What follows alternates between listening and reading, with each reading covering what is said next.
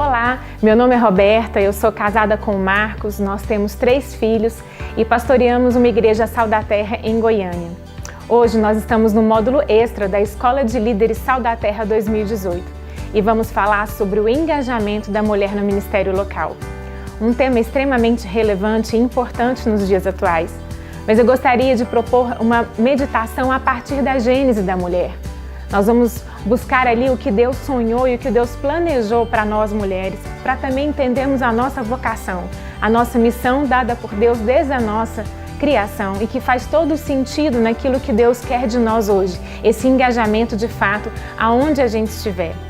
Nós vamos também falar um pouco daquilo que nos desvirtua, daquilo que nos distrai para cumprir esse propósito. E vamos concluir falando daquilo que é a vontade do Senhor para esse engajamento. Bom, gostaria de começar então lendo Gênesis 2,18, que diz: Disse mais o Senhor Deus, não é bom que o homem esteja só. Eu lhe farei uma ajudadora que lhe seja adequada. A primeira afirmação do Senhor nessa frase é dizer que não é bom que o homem esteja só. É muito interessante porque Deus ali na sua majestade, na sua soberania, não pede conselho algum para o homem que já havia sido criado. Ele decide, na sua soberania com a Trindade, criar para o homem essa companheira, e essa companheira que não apenas vai ser uma presença, uma dama de companhia, mas ela vai ser muito mais do que isso, ela vai ser uma presença de Deus na vida do homem, que revele ao homem parte do que Deus é, e que vai interferir na vida do homem para poder influenciá-lo e correspondê-lo naquilo que é a missão plena de Deus para os dois na Terra. Então aqui a gente pode meditar o tanto que o homem precisa entender que essa ideia de Deus, esse presente de Deus foi decidido por ele e basta ao homem aceitá-lo. E muitas vezes não é isso que a gente vê, não é verdade? A mulher também, por outro lado, ela precisa entender que ela foi criada com um propósito. Existe um motivo de Deus, existe uma intenção de Deus de a ter criado do jeito que Ele a criou, tanto da sua forma quanto das suas características e ainda mais com a missão que Deus deixou claro para a mulher exercer. E se nós entendermos isso, acho que vai explicar muitas de nossas dúvidas em relação ao engajamento da mulher, como que ele se deve dar e o quanto que ele se deve dar. Porque entendendo a nossa criação, entendendo aquilo que Deus intencionou no início, nós vamos entender como que a gente se desenvolve hoje de Deus. Então nós vamos partir para a nossa segunda meditação, que está em Gênesis 2,11, que diz o seguinte: Então o Senhor Deus fez cair um sono pesado sobre o homem, e este adormeceu. Tomou-lhe então uma das costelas e fechou a carne em seu lugar. É muito interessante que o homem foi criado do pó da terra, mas Deus decidiu criar a mulher de outra forma. Deus cria a mulher a partir do homem. Quando Deus cria o homem, Ele cria o homem de um elemento universal que existia na terra, o pó. Mas Ele cria de forma intencional, pedagógica, porque o nosso Deus ele é um arquiteto. Ele é um pai que, na sua criação, revela uma pedagogia de ensino em toda a sua criação. Tanto que a palavra do Senhor nos diz para a gente olhar para a obra do Senhor e poder aprender dele e ver a sua glória. Então, se a gente puder meditar de uma maneira bem intencional agora no fato de que Deus escolheu criar o homem do pó da terra, mas também escolheu criar a mulher a partir do homem, ele já está trazendo para nós o ensino que essa mulher, que é criada a partir do homem, também foi criada para relacionar com ele de volta. Tem um livro muito interessante chamado O Mundo Perdido de Adão e Eva, do autor John Alton, que vai falar o seguinte, gostaria de ler para vocês um trechinho desse livro. A palavra costela no hebraico, selá, é utilizada cerca de 40 vezes na Bíblia hebraica, mas em nenhuma das outras passagens seria um termo anatômico. Quando voltamos nossa atenção para as traduções mais antigas, encontramos que a aramaica, nos Targumim, pode se referir tanto à costela quanto ao lado. E o mesmo é verdade sobre a palavra escolhida pelos tradutores da Septuaginta, o grego, pleura, pode ser tanto costela quanto lado. Na Vulgata Latina, Jerônimo utilizou costis, que também pode ser tanto costela quanto lado. Quando chegamos finalmente nas traduções inglesas, a interpretação costela criou raízes. A Bíblia Wycliffe, a Bíblia de Genebra, a Great Bible e a versão King James.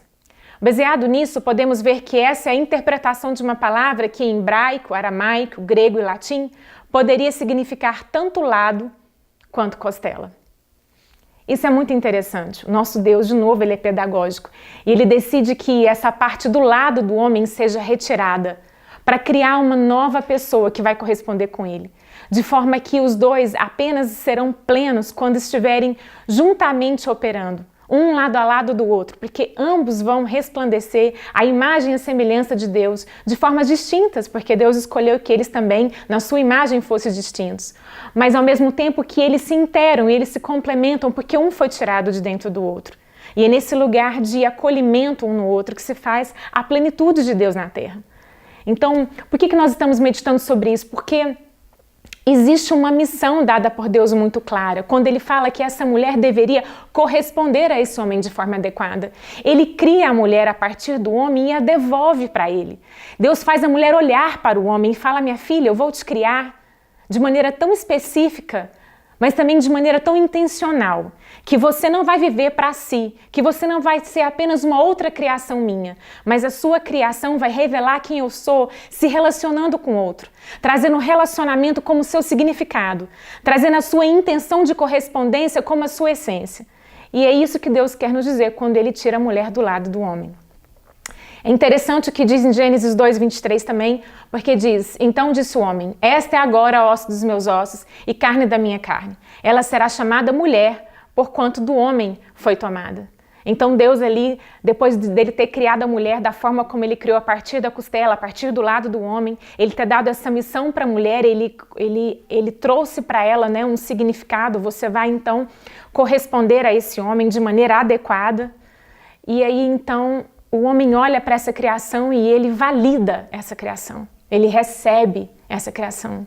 Ele faz uma declaração, uma afirmativa. Essa é então osso dos meus ossos. Essa é então carne da minha carne. E essa validação de Adão, ela é essencial para que homem e mulher então andem juntos na expressão da glória de Deus. O versículo de Gênesis 1:26 diz o seguinte: disse Deus, façamos o homem à nossa imagem conforme a nossa semelhança.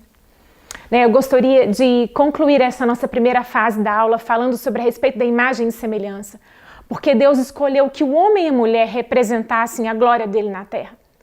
Deus não escolheu que fosse só o homem, e nem muito menos só a mulher, porque Deus dotou cada um com imagens diferentes, não é verdade? Se formos olhar a anatomia do corpo de cada um, vamos ver essa diferença claramente. E essa diferença é a imagem. Essa fotografia da anatomia é uma imagem que revela uma semelhança com o nosso Criador. Significa que se o homem tem uma imagem, ele reflete certas semelhanças de Deus que a mulher não reflete porque ela não tem as mesmas imagens.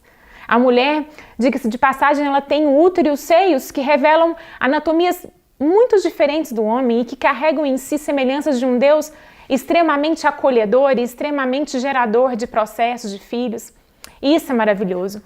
Então, eu gostaria de fazer essa primeira introdução para a nossa aula, entendendo o engajamento da mulher, entendendo então que Deus intencionalmente a cria. Ele a cria sozinho, no conselho dele, da sua vontade. E como ele diz para Jó no capítulo 38, onde estava tu, Jó, quando eu fundei todas as coisas? Nós temos que fazer essa pergunta, nós mulheres e nós homens, onde nós estávamos quando Deus decidiu criar a mulher com toda a sua complexidade, mas também com todas as suas virtudes e significados, para ser a companheira que corresponde a esse homem. Então o homem tem que aceitar e validar essa criação de Deus, mas a mulher também tem todo a diligência, ela tem que ter todo o empenho e responsabilidade de fazer essa correspondência de maneira adequada, de maneira como ela contribua, de maneira com que ela exerça ali na vida do homem o motivo para o qual ela foi criada, de resplandecer a glória de Deus nessa complementariedade.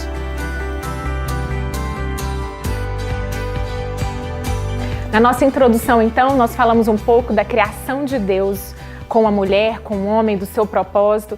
E agora nós vamos meditar um pouco na queda. Gênesis 3:12 diz o seguinte: respondeu então o homem, a mulher que me deste, me deu da árvore e eu comi. Adão devolve essa mulher para Deus. Adão simplesmente, ao ver a desobediência de Eva, ver o equívoco de Eva, e aí não vou entrar nem no mérito da questão de Adão que deveria guardar também a sua esposa, que deveria guardar a palavra de Deus no seu coração e fazer valer ali naquele momento que Eva oferece para ele a desobediência, o não, né, o limite, mas ele não fez. Contudo, esse não é o foco da nossa aula hoje, fica para um outro dia. Mas o que nós vamos avaliar aqui é a conduta de Adão, porque ele recebe esse alimento, ele recebe esse alimento tanto físico quanto esse alimento emocional, porque Eva introduz algo para ele equivocado. Ela corresponde a ele de maneira inadequada. Muitas vezes a gente acha que não tem maneiras de nós sermos inadequados. Há muitas maneiras de sermos inadequados. E uma coisa inadequada, uma ação inadequada é aquela que faz completamente oposto àquilo que ela deveria fazer. Não é o uso adequado da mulher trabalhar algo que destrua, porque a mulher foi criada por Deus para construir. Aliás, o versículo de Provérbios 14:1, que diz muito a respeito disso, quando fala que a mulher foi chamada para construir, que a mulher sábia constrói, mas a insensata com as próprias mãos destrói. Interessante nesse versículo que não existe meio termo para o posicionamento da mulher. Ou ela é ou ela não é. Se o que ela faz não constrói, o que ela faz vai destruir. E essa intencionalidade na nossa criação, dada por Deus, é algo poderoso para construir e para destruir. E lá aqui em Gênesis nós estamos vendo que essa oferta de Eva, essa inserção dela em Adão, essa correspondência, essa relação que ela trouxe para Adão oferecendo fruto que não era para comer, trouxe algo inadequado. E Adão, vendo isso, prontamente, quando Deus vai perguntar onde ele está, o que ele fez, a primeira resposta de Adão é colocar Eva de volta para Deus, falar: a mulher que o Senhor me deu. E aí, nesse ponto da humanidade, eu creio que é o pecado que se instala, e o pecado trouxe essa separação do homem e mulher com Deus, mas também essa separação do homem com a mulher, da mulher com o homem. Porque depois desse ponto, a humanidade ela vai viver um dissabor do homem em relação à mulher, mostrado várias vezes por questões históricas, questões econômicas, questões sociais, mas o fato é que vai existir uma distância da relação homem-mulher. Vai existir um certo desprezo do homem em relação à mulher. Vai existir uma ausência de validação naquilo que a mulher quer empreender. Vai existir uma certa dificuldade em aceitar o que a mulher traz, seja bom ou ruim. Infelizmente, a Eva e nós mulheres criamos essa condição suspeita a nosso respeito, lá no nosso pecado. Mas existe a chance de redenção, e é isso que Deus quer de nós. Existe um autor que eu gosto muito, o nome dele é Paul Tournier. Ele escreveu um livro chamado A Missão da Mulher, e nesse livro ele vai contar a respeito do que a mulher é diante dos olhos de Deus. E tem um trechinho que eu gostaria de compartilhar, que fala muito a respeito dessa distância que foi sendo criada a partir do pecado entre homem e mulher. Iniciando na Renascença, período que compreende a transição do feudalismo para o capitalismo entre os séculos XIV e XVI, uma verdadeira caça às bruxas. As mulheres são tidas como uma ameaça aos estados. Nada é mais capaz de prejudicar o Estado como esse sexo. Segundo Richelieu, um cardeal francês que foi um político influente durante o reinado do rei Luís VIII. Isso porque no período medieval, que compreende o feudalismo, a mulher teve uma excelente participação na sociedade, com liberdade política, social e econômica. Mas é na Renascença e no período dos tempos modernos que se situa um grande acontecimento psicológico, uma escolha. O descrédito do sentimento em prol da razão, do corpo em relação ao intelecto, da pessoa em relação às coisas. E pior ainda, surge um tipo de recalque da afetividade, da sensibilidade, das emoções, da comunhão mística e da mulher, a qual todos os termos dessa lista estão ligados pela associação de ideias espontâneas. Este é o nosso mundo ocidental atual, tão perfeccionista, tão poderoso, tão eficiente, mas tão frio, tão duro e tão chato. Onde as doenças acessíveis aos estudos objetivos foram vencidas, mas onde se multiplicam as neuroses ligadas à falta de amor, onde se ganhou muitas coisas, mas a qualidade de vida se deteriorou, porque ela se encontra no âmbito dos sentimentos. Na relação, a mulher que tem nela sua necessidade primordial não tem consciência de existir sem um relacionamento. Ela diria: me relaciono, logo existo. Para o homem, a relação vem depois. Na verdade, pode nem mesmo vir. Na renascença, a relação foi esquecida. E de fato, se inicia na renascença uma marca bem visível daquilo que estava velado por tantos anos. E na renascença isso brota como algo legítimo no posicionamento dos homens em relação às mulheres. E aí nós vamos entender por quê, né? A palavra em Gênesis 3:6 fala o seguinte: então, vendo a mulher que a árvore era boa para dela comer, agradável aos olhos e desejável para dar entendimento, tomou do seu fruto, comeu e deu a seu marido, que também comeu. Então a mulher vive essa desgraça ao longo da história porque ela foi sucumbida pelo seu desejo de poder. A palavra de Deus fala que, vendo a mulher que a árvore era boa para comer, agradável aos olhos e desejável para dar entendimento. Se existe algo que nos empodera é entendimento, conhecimento, domínio das coisas. E desde Adão e desde Eva, desde a criação e da nossa gênese, o poder nos seduz.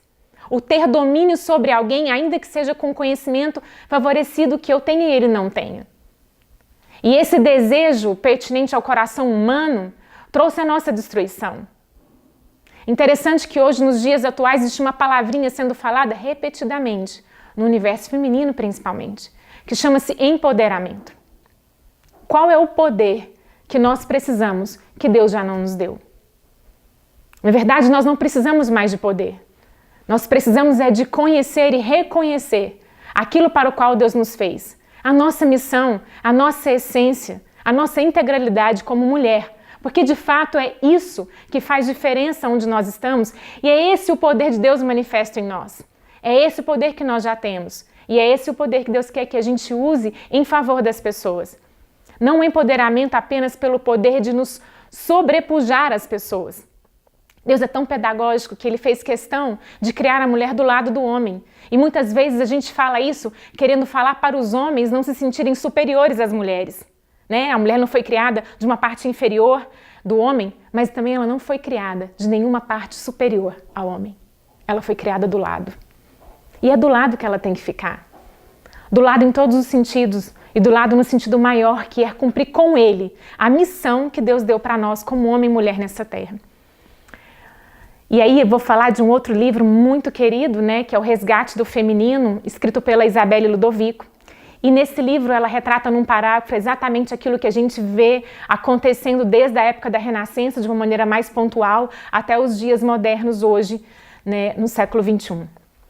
A mulher está embriagada pelo poder, recém-conquistado, e não percebe que deixou a sociedade escolher por ela. Ela se livrou do papel de Amélia para se tornar uma supermulher. Passou de um extremo ao outro e precisa encontrar o equilíbrio, reconhecendo o seu tamanho real, permitindo-se ser apenas humana, em construção, aprendiz, escolhendo dar prioridade à sua relação com Deus, abrindo-se para um vínculo de intimidade e apego, buscando nele sabedoria para priorizar o que é essencial. Eu acho maravilhoso esse trecho que a Isabelle coloca no livro, porque de fato o que nós precisamos para nos engajar na proposta de Deus para nós é o nosso relacionamento com Deus. É nos lembrar de onde nós fomos feitas, por quem nós fomos feitas e para que nós fomos feitas. Porque de fato nós não precisamos de mais poder e nem de mais oportunidades. Hoje, se nós formos avaliar, a mulher ela tem uma ascensão na vida social que ela nunca teve. Até 1932, no Brasil, as mulheres não votavam. Isso foi há pouco tempo atrás.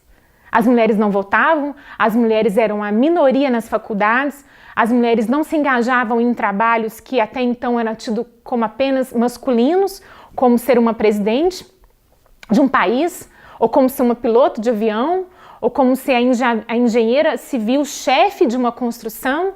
E hoje essas barreiras de trabalho já não são mais barreiras. E hoje essa inclusão da mulher na vida social, econômica e política é praticamente total.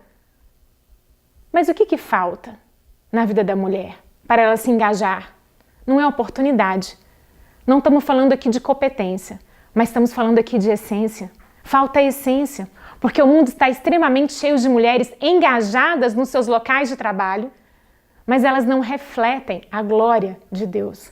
Ela não manifesta, junto com o homem, essa imagem e semelhança do Criador. Porque ela se ocupou de um poder.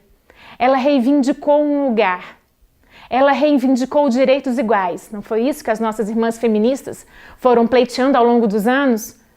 E que aí, diante de tantas lutas, às vezes sinceras, em busca de um lugar ao sol que nos foi negado por tantos anos, e essa não é de fato a vontade do Senhor, como a gente tenha meditado até aqui, o Senhor nos fez, Ele decidiu nos fazer, Ele nos incluiu na sua humanidade, na sua criação, e nem apenas nos incluiu como objetos figurativos, Ele nos incluiu para participar de toda a missão que Ele tinha dado ao homem como cooperadoras. Isso é maravilhoso. Nós precisamos nos lembrar que isso é o essencial para as nossas vidas, para que a gente esteja onde estiver, nos lugares que a gente for, a gente devolva para a humanidade o que só nós podemos devolver. Só nós temos a sensibilidade de Deus de uma forma específica que o homem não tem. Porque nós temos o seio que representa alimento, que representa veículo de saciar a fome. Isso é algo físico, mas também é algo emocional e espiritual. Uma mulher chega num ambiente e ela percebe a fome daquele lugar. Seja ele uma preocupação de uma pessoa, seja ele a necessidade do abraço de outra, e ela consegue detectar como que aquela fome pode ser suprida. Da mesma forma que a mulher tem um poder, uma capacidade dada por Deus de receber uma semente microscópica e transformar ela depois de 9 meses em algo pesado de 3,5 kg. A mulher tem a capacidade, no ambiente que ela está, de ter uma resiliência, de viver processos. Ela pega um sonho, uma visão, um alvo, e ela trabalha isso dentro dela de maneira invisível. Muitas vezes as pessoas não têm que saber do que ela está trabalhando, porque ela consegue fazer isso. E aí ela devolve algo pronto para essa humanidade, para essas pessoas que estão ao seu redor. Essa capacidade de geração da vida da mulher, essa capacidade de alimentação da vida da mulher, foi Deus que deu. E foi Deus que deu para a gente corresponder. Não foi para a gente simplesmente buscar poder pelo poder.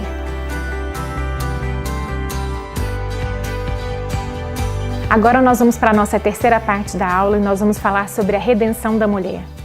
Aquilo que Deus conquistou para nós, nós temos a oportunidade de viver ainda hoje. E é muito lindo a gente poder confiar que Deus redime os nossos tempos.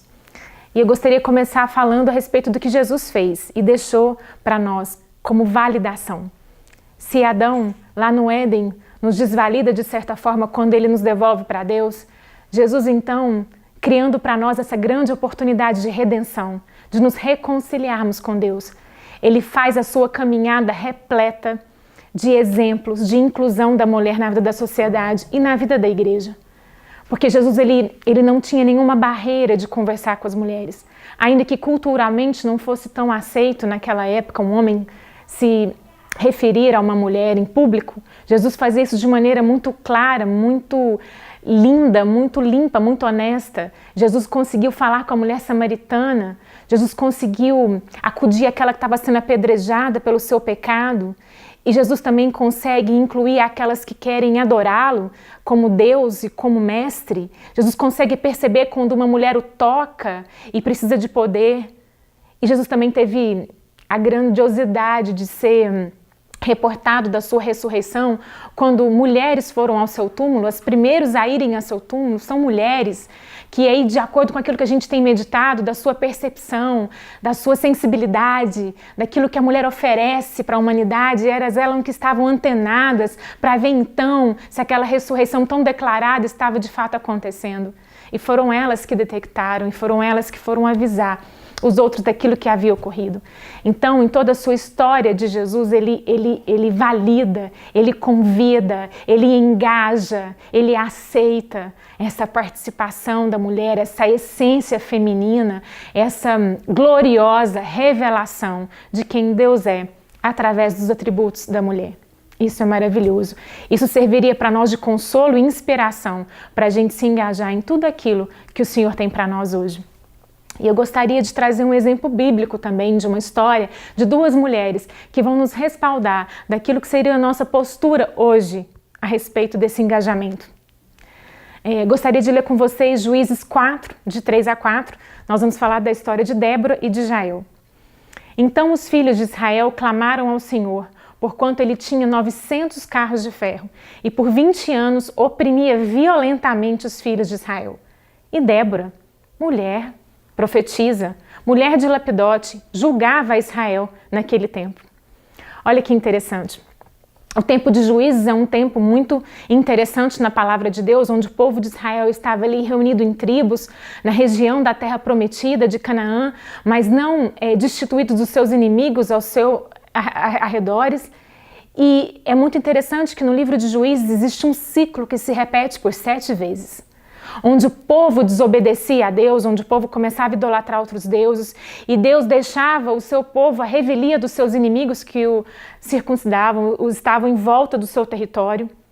E aí, quando esses inimigos o oprimiam, o povo se arrependia, clamava ao Senhor, e Deus intervinha com alguma ação divina para resgatar o seu povo da opressão do inimigo. E é interessante que é nesse contexto que se levanta uma mulher. Uma mulher que não era apenas uma mulher qualquer. Ela era a mulher de Lapidote. Ela era uma mulher casada. Ela era uma mulher que tinha um homem ao lado dela, que com certeza a validava nessa iniciativa. Porque o cargo dela como juíza não era um cargo fácil. Os juízes nessa época, eles eram aqueles que o povo tinha como referência, que pediam conselho, que poderia dirigir o povo no sentido de trazer julgamento com as suas causas. Né? Ainda não existiam os reis em Israel, então os juízes eles foram usados como aqueles que traziam certa direção para o seu povo. E Débora se levanta como uma juíza. A palavra fala que ela ficava debaixo de uma árvore e as pessoas iam a ela para julgarem as suas causas. Uma ação pública, uma exposição para todos de quem ela era e o que ela estava fazendo. Débora não temeu essa exposição.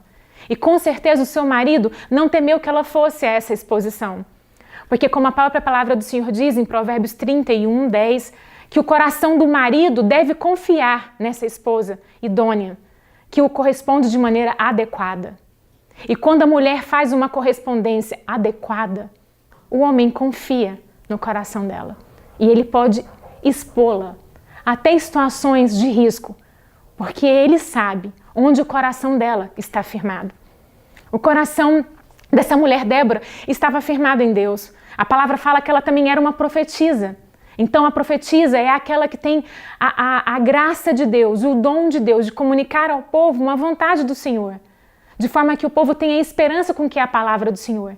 Então nós vemos aqui que Débora tinha esse relacionamento com Deus, ela já era uma profetisa, ela era uma mulher de Lapidote, ela tinha um respaldo da sua casa e que, portanto, ela se arriscou a uma ação pública de exercer ali juízo com o povo de Israel. E olha que interessante que Deus vai fazer através da vida dela. Lembrando que o povo estava 20 anos oprimido. Não era uma situação fácil, não era uma crise, não era uma circunstância com ausência de crise. Era uma situação onde politicamente, economicamente estava complicado, porque o povo estava sendo oprimido por 20 anos por um exército poderoso. E olha o que acontece em Juízes 4, de 6 a 9. E mandou chamar a Baraque, Débora manda chamar Baraque, filho de Abinoão, de Quedes de Naftali, e disse-lhe: porventura o Senhor Deus de Israel não deu ordem, dizendo: vai e atrai gente ao monte Tabor, e toma contigo 10.000 homens dos filhos de Naftali e dos filhos de Zebulon, e atrairei a ti para o ribeiro de Quizon a Sísera, capitão do exército de Jabim, com os seus carros e com a sua multidão, e o darei na tua mão. Então lhe disse Baraque: se fores comigo, irei. Porém, se não fores comigo, não irei. E disse ela: certamente irei contigo, porém não será a tua honra da jornada que empreenderes, pois à mão de uma mulher o Senhor entregará a Sísera. E Débora se levantou e partiu com Baraque para Quedes. É muito interessante porque aqui ela está sendo usada por Deus como uma profeta para falar com um homem, para juntar um povo, um exército, que seria em minoria em relação ao exército inimigo. E ela ousa dizer para esse Baraque, para esse homem, a estratégia que Deus tinha dado para ela de guerra, para enfrentar o exército inimigo que estava oprimindo o povo de Deus por 20 anos. E esse homem aceita essa estratégia com uma condição: eu só vou se você for. Eu acho lindo esse trecho da palavra de Deus, porque, de novo, é uma mulher que ousou fazer uma correspondência a um povo, a se levantar numa época de guerra, numa época que a palavra não deixa claro por que os homens estavam tão adormecidos. Por que não era um homem que estava fazendo uma estratégia de guerra que até então seria uma atividade bem masculina, mais do que feminina? Por tudo que envolve uma estratégia de guerra, força e todos os mecanismos que uma guerra envolve. Mas a palavra de Deus fala que Ele nos chamou para a gente corresponder, para a gente cooperar com a missão que Deus deu. E eu creio que Deus deu essa missão para o homem, sim, de proteger e de guardar aquilo que é seu. Mas em momentos que há, por algum motivo, alguma fraqueza, alguma omissão, algum adormecimento da postura do homem em relação àquilo que Deus mandou, essa mulher se levanta, não tentando ser o homem, não tentando provar para ele um poderio e um entendimento, ou uma inteligência, ou uma força superior a ele. Porque, de novo, Deus não colocou a mulher acima, nem à frente, mas Deus chamou ela para estar ao lado. E quando Débora vai para Baraque e se coloca ao lado dele, porque ela vai para a guerra com ele, ela está dizendo para ele sem palavras: eu estou aqui para corresponder com você, com a missão que Deus te deu. Conta comigo. E é isso que Deus quer de nós. 1 Pedro 3 fala que a mulher sábia, sem palavras, converterá o coração do seu marido incrédulo. Às vezes eu creio que há momentos que os nossos maridos crédulos, meu marido é pastor inclusive, mas há momentos e há situações que eu vejo uma certa incredulidade, uma falta de percepção com aquilo que Deus está trazendo para a nossa casa.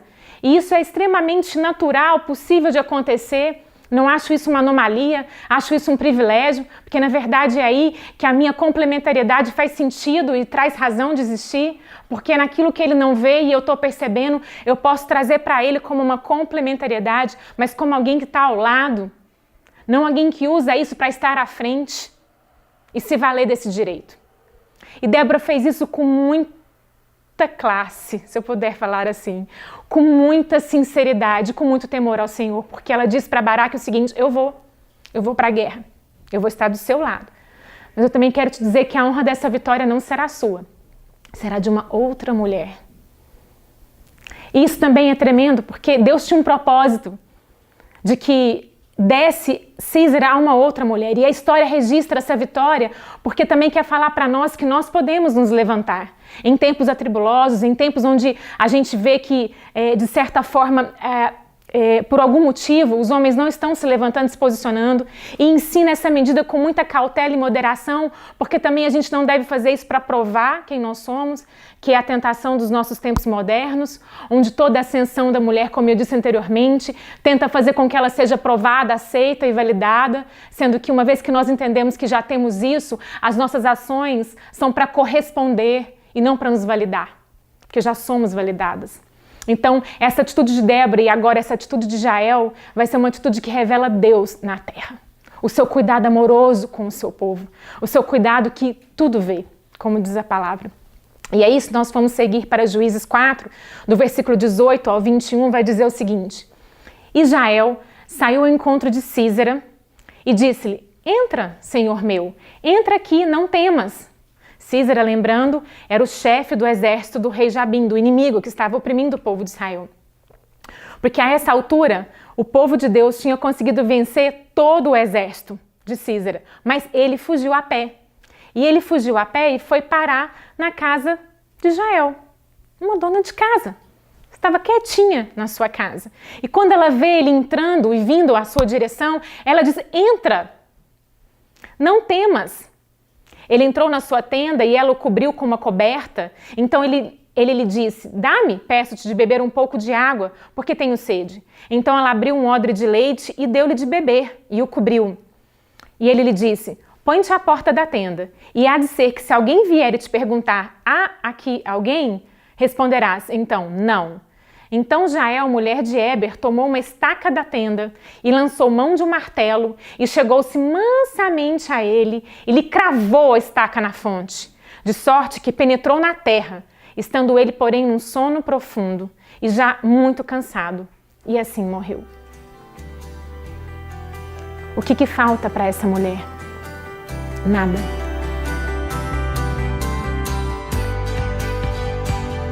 O que nos falta hoje para nós engajarmos naquilo que Deus nos chamou para engajarmos, seja na nossa casa, na sociedade, no trabalho, na igreja principalmente, porque a igreja é família, a igreja é o lugar onde Deus ordena a sua bênção e a vida para sempre, porque é na comunhão dos santos.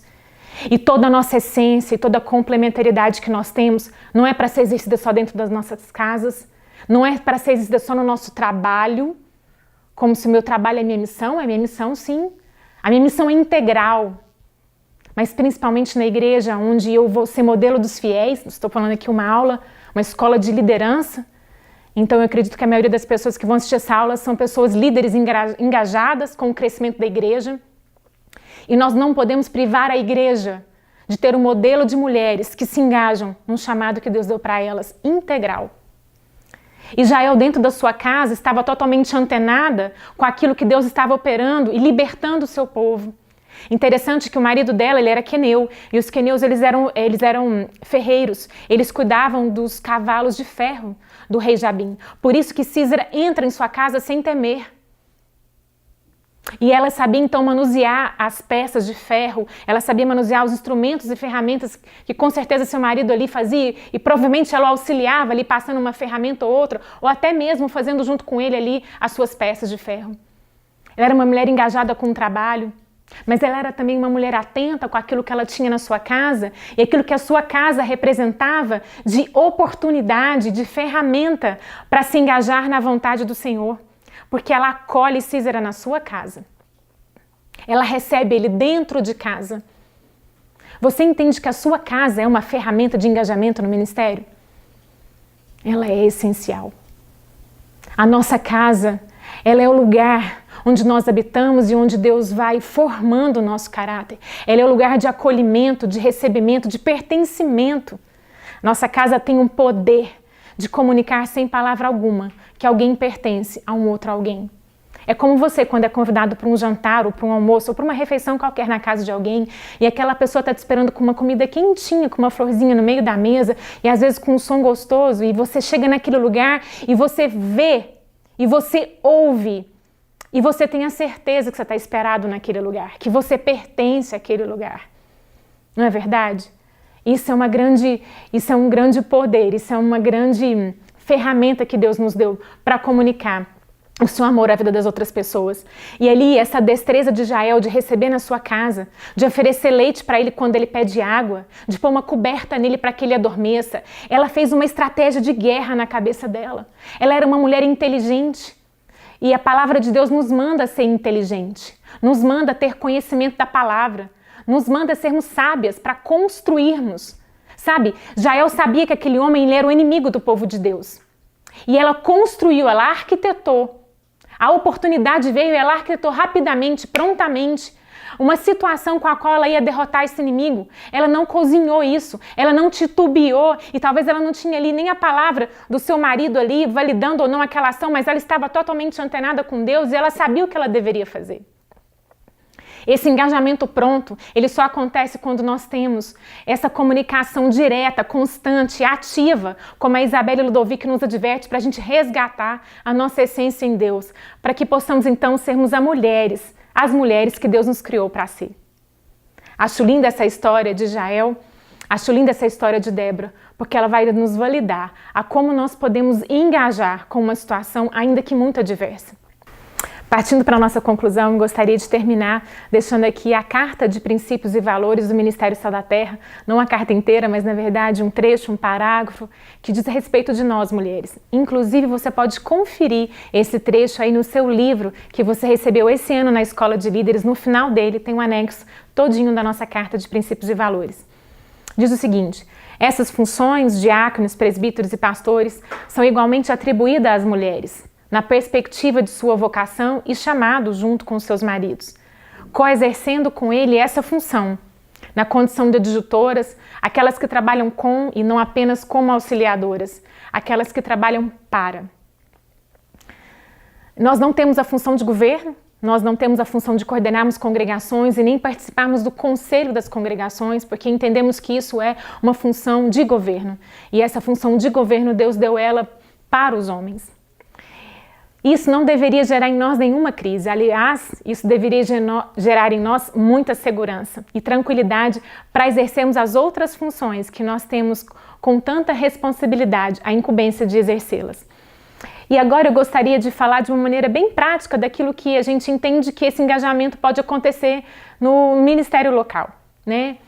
A mulher, ela pode corresponder de uma maneira geral, né? Como eu disse, a mulher não tem um meio termo, ela ou constrói ou ela destrói. Então, a princípio, a mulher deveria entender que aonde ela está, ela teria que estar atenta para se engajar naquilo que exige dela a sua contribuição feminina, dessa essência alimentadora, geradora, paciente, essa resiliência feminina que Deus deu tanto para nós, né? Que consegue acolher os processos que estão acontecendo, detectar as intenções do coração e oferecer propostas e soluções junto com os homens para que isso seja desenvolvido da melhor maneira possível. A mulher também pode ter um chamado vocacional específico. Eu falo de uma maneira geral porque nem todas terão um chamado vocacional específico, nem todas serão mestras, nem todas serão pregadoras, nem todas serão as cuidadoras, né? Aquelas que amam o cuidado social com o necessitado, nem todas serão aquelas evangelistas. Então, existem muitas especificações da nossa vocação. Mas aquela mulher que não vê que tem uma vocação específica não precisa se sentir excluída desse processo. É como nós trouxemos aqui o exemplo de Jael. Ela estava dentro de casa, na sua rotina normal, mas ela esteve atenta à oportunidade que Deus trouxe para ela se engajar. Então, nós não temos desculpa para o que nós estamos exercendo hoje como mulher. Não é porque não temos oportunidades, não é porque não somos ordenadas publicamente, ou não é porque achamos que não temos algum dom específico. Mas, de fato, a nossa falta de engajamento passa mais por uma desculpa nossa, uma dificuldade nossa de querer correr esses riscos, né, da exposição ou de sermos usadas por Deus, do que qualquer outra coisa, né? A mulher que atua na informalidade do lar e no trabalho, como eu falei agora mesmo. Muitas mulheres, às vezes, hoje, com toda essa onda, né, de empoderamento, que eu entendo perfeitamente a ânsia da mulher de aparecer e de oportunizar, ser conhecido os seus dons e talentos aonde ela está. Mas aí eu quero chamar a atenção que esse engajamento nosso, ele tem que acontecer aonde a gente estiver. Como advogada, como médica, como professora, aonde nós estivermos, nós temos que nos posicionar. Esse engajamento também não é exclusivo daquela pessoa que tem uma vocação na igreja local. Não é só a mulher que é então uma pastora, não é só a mulher que é a evangelista, não é só a mulher que atende de uma forma assistencialista, é que tem essa vocação de ser essa mulher. Porque a mulher é para todas as mulheres. O chamado de ser mulher, a nossa missão, a nossa responsabilidade, o nosso compromisso é com todos que estão ao nosso redor, aonde nós estivermos. E eu creio que isso tem que ser muito bem avaliado por nós, para que a gente não coloque esse engajamento apenas em algumas situações da nossa vida ou apenas para algumas pessoas. Porque Deus falou para todas as mulheres que todas nós seríamos vocacionadas a correspondermos de maneira adequada. E nós não podemos privar, principalmente a igreja local, desse exemplo e dessa inspiração de engajamento da mulher. Eu gostaria de terminar de novo com um versículo que eu falei anteriormente, que é o versículo de Provérbios 14:1, que fala que a mulher sábia edifica sua casa, mas é insensata com as próprias mãos a destrói. E eu gostaria de enfatizar, para terminar, o que esse versículo me ensina profundamente. Não há lugar neutro para a mulher. Esse versículo não existe para o homem. A mulher constrói vida ou ela destrói. Ela não tem um meio termo. E eu gostaria de deixar essa aula com essa meditação para todas nós. Aonde você está? Se você não consegue enxergar o seu engajamento, busque isso no Senhor. E distribua esse engajamento aonde você estiver. Na sua casa, no seu trabalho, no ministério, principalmente porque nós precisamos de ser modelo dos fiéis. Deus te abençoe.